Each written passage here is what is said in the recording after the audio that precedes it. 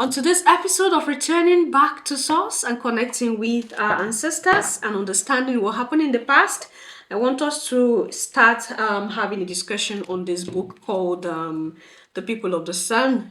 The People of the Sun is a book that will open your eyes to a lot of things and maybe in a very understandable way, because these are some of the things that in some of these scrolls that we talk about and this text that I keep talking about. So the People of the Sun, the roots of the accounts of Ghana, it was written by Emmanuel Odum. You can check out this book, and this is what we'll be deliberating upon. So we will go through this book from the beginning to the end, because there are a lot of information here. So we'll be doing it episode by episode, and we will read through and have some discussion. So that's what we'll begin today. So today's discussion will talk about understanding the concept of the Bible. That is chapter 1. Understanding the concept of the Bible and what is really the Bible. Mind you, on the other channel we had discussions, and I keep telling you that Bible means Biblos, and Biblos means the collection of different books. Okay, so understanding the concept of these collections of books. Why is it collection? Because these books have been there before they came together and selected some few, and with reasons behind them anyway. They selected these few and then told you that this is the absolute truth. There's nothing again outside of it. And when people realized that there were other books existing, they told you that those books are bad books, so you shouldn't read through them, and they prohibit you reading outside the Bible. That is a discussion maybe we come to after we end this episode of going through this book and having a discussion. Now, prior to us going to the chapter 1, which is understanding the Bible is still in the light of everything, I want us to listen to the preface for some minutes. It says that according to the Temple of Moses, that's the Library of Alexandria, in ancient Egypt, where the Bible scripts were first translated into Koine Greeks. Mind you, I told you everything was gotten from the motherland, from the ancient scrolls, the tablets, the papyruses. Of course, the major thing was gotten from the Egyptian Book of the Dead. Other things were gotten from different texts, different books, different scrolls. And when we're talking about some of these books, we talk about the story of Cain and Abel was gotten from the story of Osiris and Seth. Okay, the 10 Commandments from the 42 laws of Goddess Ma'at. Proverb was copied from the first written book in the world by the African named Tahotep.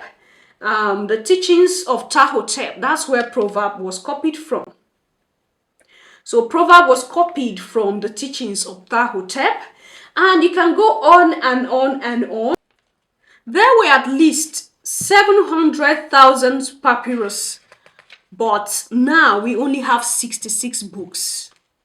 So there were 700,000 papyruses, but now we only have 66 books. So out of 700,000 papyruses, the organized system, the organized group of people, the organized body called religion, Christianity, felt like 66 is the only one. And then when you look at these books, 66 that were taken, they took the ones that put you under a particular consciousness of control, so that of submission, so that they can control you.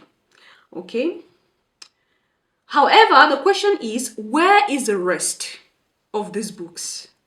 In this book here, you will come across some of the last apocryphal books, like the Book of Lamech, the Book of Jasher, the Book of Maccabees, the Apocryphal of Abraham, and the Wisdom of Solomon, the Targum of Palestine, etc. So all those books, you will come across them here while we deliberate on this book called The People of the Sun. All right. And also some account terms and meanings. The Council of Nicaea is a popular council. A lot of us are aware of it already. Also created 60 canons of rules in 325 AD, and concluded that some of the books of the Torah should be banned from public usage. That is what the council did. A group of people who sat down and decided on people's life, decided on the life of the whole world, okay? The 1600s, some of the books of the authorized Bible were banned from public usage.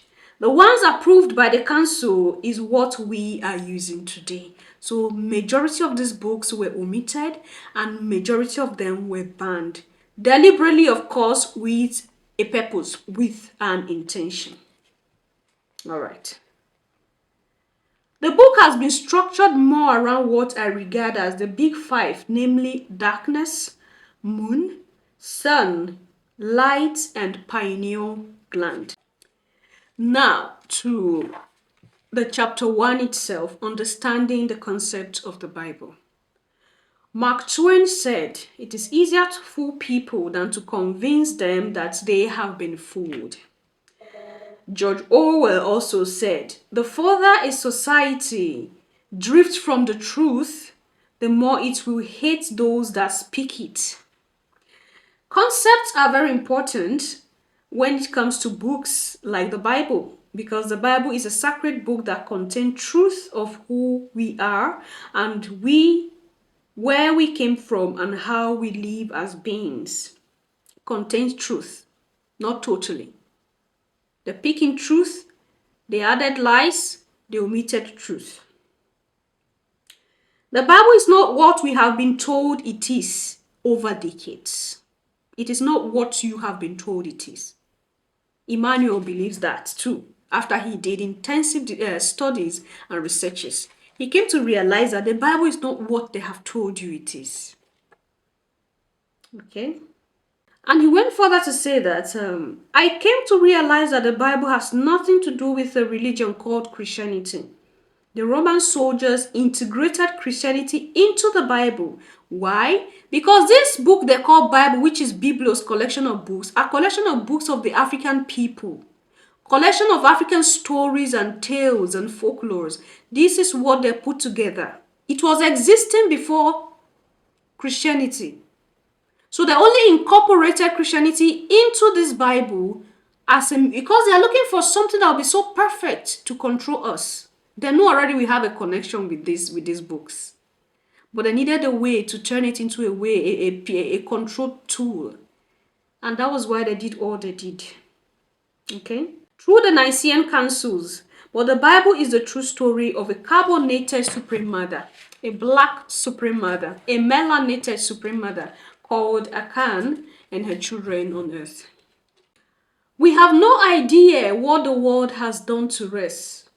Akan is the first black woman civilization on earth. The name Akan is not just a tribe in Ghana, but it is also functionality. Akan is the first black woman who gave birth to all dark race. Now, before we continue, I want us to read the summary of this book so that we have an understanding of what we are going to. Now, he explains this book in some words. The whole of this book is summarized in some word behind here, which I'm going to read out. The average person knows there is a creator. You know there is a creator. I know there is a creator. Okay, but not a creatress. That is to say, we grew up believing that the Almighty is a man. And when you say otherwise, you'll be looked upon like you're a feminist or you're somebody with other intention. We have been conditioned to believe that the creator is a male. But that is not the case. According to Emmanuel, he said that is not the case. That she is a female. The creator is a female. The creatress is a two-in-one being. She gave birth to the creator. So the creatress gave birth to the creator, according to Emmanuel from all his researches that he has done. She is a female entity that existed before everything was. Her name is Akan or Akan. Akan is light, and in this book, The People of the Sun, you will understand how everything began as light, not just the light we all know, but a dark light. A dark light. So everything emanates from darkness. Every beautiful thing you see emanated from darkness. Because darkness is the source. But the organized world today and religion tells you that you run away from everything that is dark or that is black. And that's where they succeeded in cutting our consciousness from the real thing. And then we are wandering around so empty, confused, Your Majesties.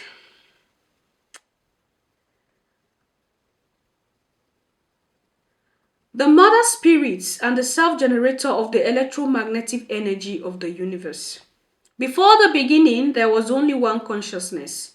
Yahuwah alone existed in a dark light matter called the melatonin, a neuron energy beyond any boundary, concealed within herself, the eternal one, who made herself known through words. Yahuwah brought herself to being, and she crossed the boundaries between non-existence and existence.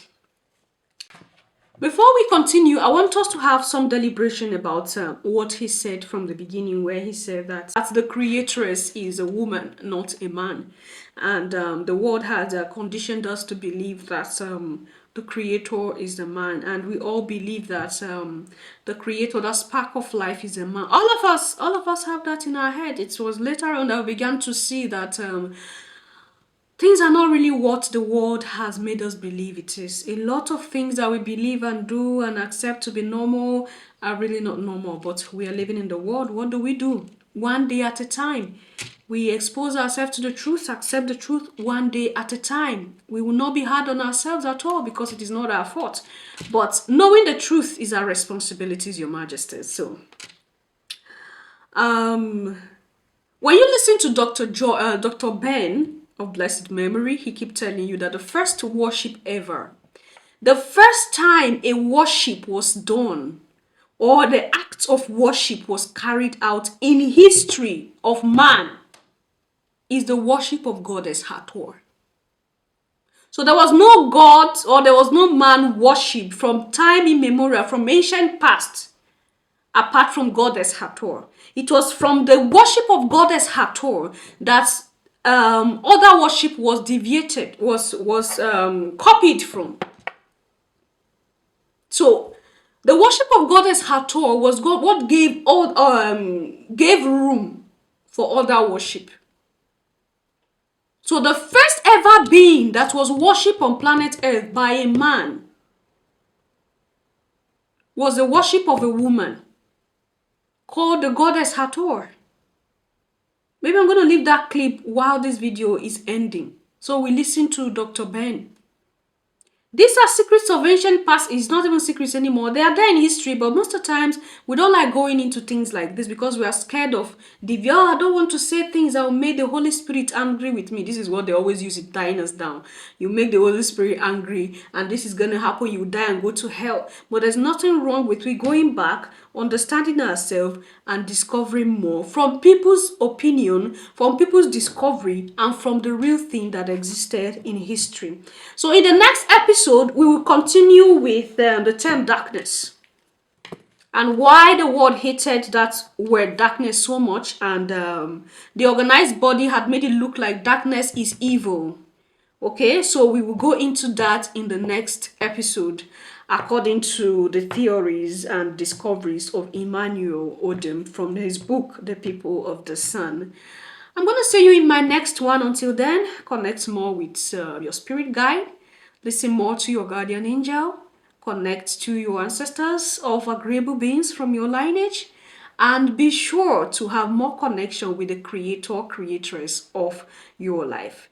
All right, I'm going to see you in my next one. Until then, love yourself, love others, stay safe, stay positive, always, Majesty. Bye for now.